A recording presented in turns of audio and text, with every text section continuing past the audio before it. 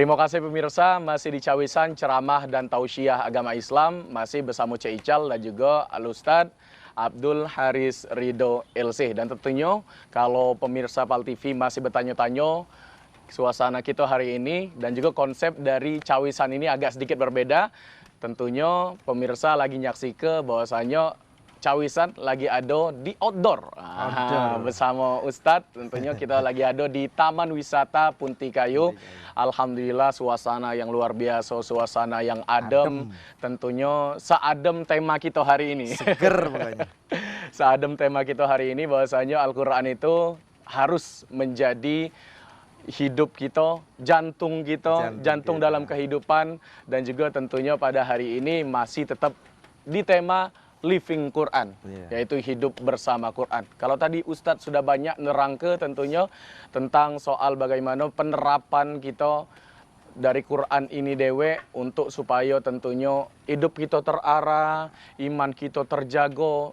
Contohlah Rasulullah Sallallahu Alaihi Wasallam. Nah, kalau ngomongin masalah nak nyontoh dari Rasulullah Sallallahu Alaihi Wasallam, kira-kira Ustadz, masyarakat Kota Palembang ataupun Sumatera Selatan ini, kalau dari kacamata Ustadz Abdul ini sendiri, cak mana lah Ustadz? Sudah ada belum penerapan dari Living Quran ini sendiri? Membumikan Quran ya. Baiklah pemirsa, Ustadz Cak Ical. Secara personal, insya Allah ada. Kalau secara personal mungkin orang alim pasti ada di tempat kita, ada kiai-kiai, ada ulama, insya Allah selalu berusaha untuk meniru Rasulullah. Nah sekarang yang perlu bagi kita bukan personal lagi. Bagaimana dia itu mewujud sehingga membudaya dan menjadi kebiasaan kita sehari-hari. Nah ini yang sangat penting. Makanya bagaimana membuat Al-Quran yang ayat-ayatnya tadi berbagai, ada variabel, ada berbagai aturan untuk moral dan kehidupan kita diletakkan di dalam masyarakat yang notabene-nya homogen, bermacam-macam. Maka segala variabel yang ada di masyarakat ini harus disesuaikan dengan Quran ya. Contohnya seperti itu. Maka kita perlu program. Harus ada program. Kalau ada program itu kan ya bisa terorganisir, tersistem. Nah ini penting. Tapi ada satu, Mas Ical, ini juga untuk dikenalkan, kita sosialisasikan kepada masyarakat kita. Ada saya punya teman FKPI, Forum Komunikasi Posyandu Indonesia, itu mempunyai satu program namanya program KAK. KAK itu Kartu Amal Kehidupan. Baik Ustadz, bisa dijelaskan? Apa itu Ustadz? Mungkin bertanya-tanya pemirsa PAL TV, apa itu KAK dan juga FKPI tadi? Iya.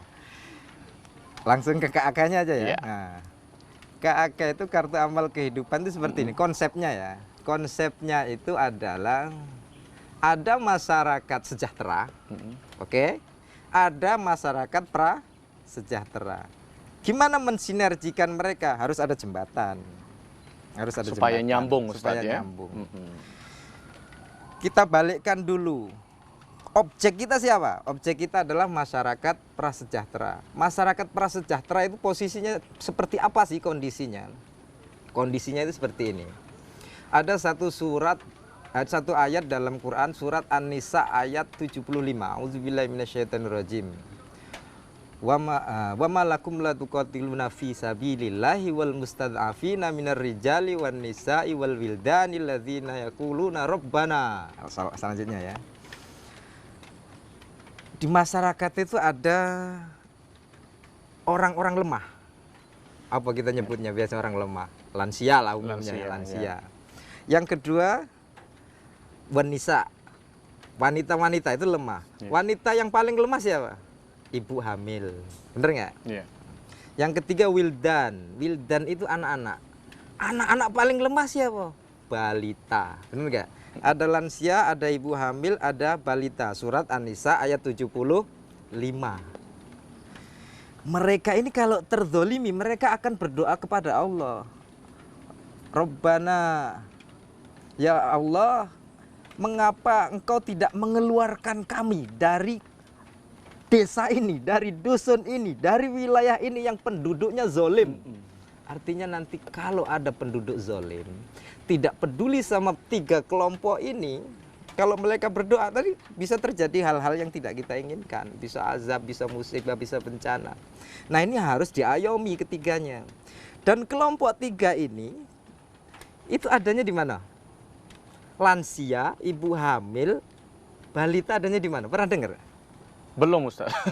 Itu adanya di posyandu. Di posyandu. Pos pelayanan terpadu. Mereka lah yang mengayomi 3 kelompok ini biasanya. Ibu hamil ngumpulnya di posyandu memeriksa kesehatan. Lansia meriksa Badan. tekanan darah tingginya di situ juga. Bayi-bayi untuk mendapatkan makanan sehat adanya di mana? Di posyandu. Di posyandu. Maka perjuangan kita sekarang di sini. Kalau mau membentuk Al-Quran yang mewujud di bumi ini dan terprogram, tersistem, silahkan pakai ini.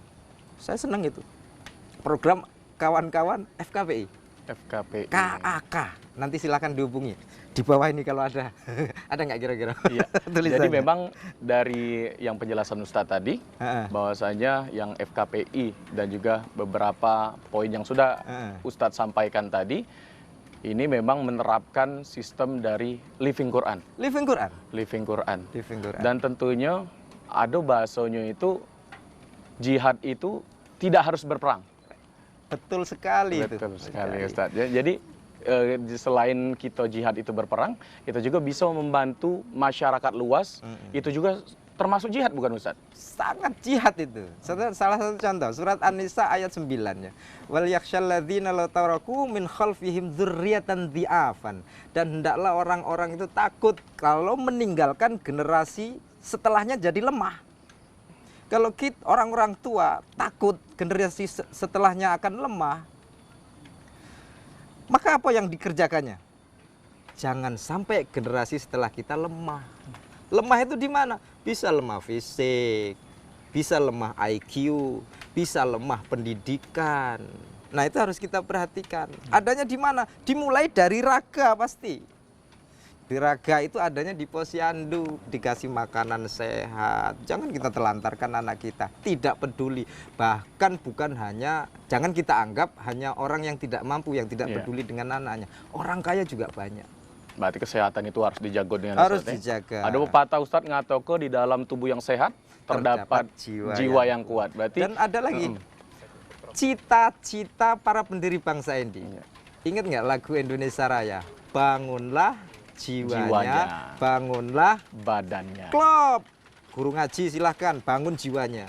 Ustadz-ustadz, kiai, guru-guru di sekolah, bangun apa? Jiwanya. Kokoh mentalnya, cerdas, dan juga bangun badannya, sehat. Dia cerdas, dia waras. Tapi kalau jalannya udah lemes,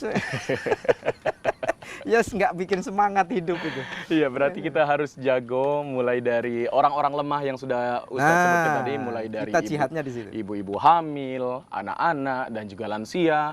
Harus kita jaga mulai dari generasi sekarang sampai generasi yang akan datang. Mudah-mudahan memang ke depan bangsa Indonesia, terutama khususnya warga kota Palembang, Sumatera Selatan, insya Allah punya uang-uang yang selalu kuat, kuat dari badannya dan juga mentalnya.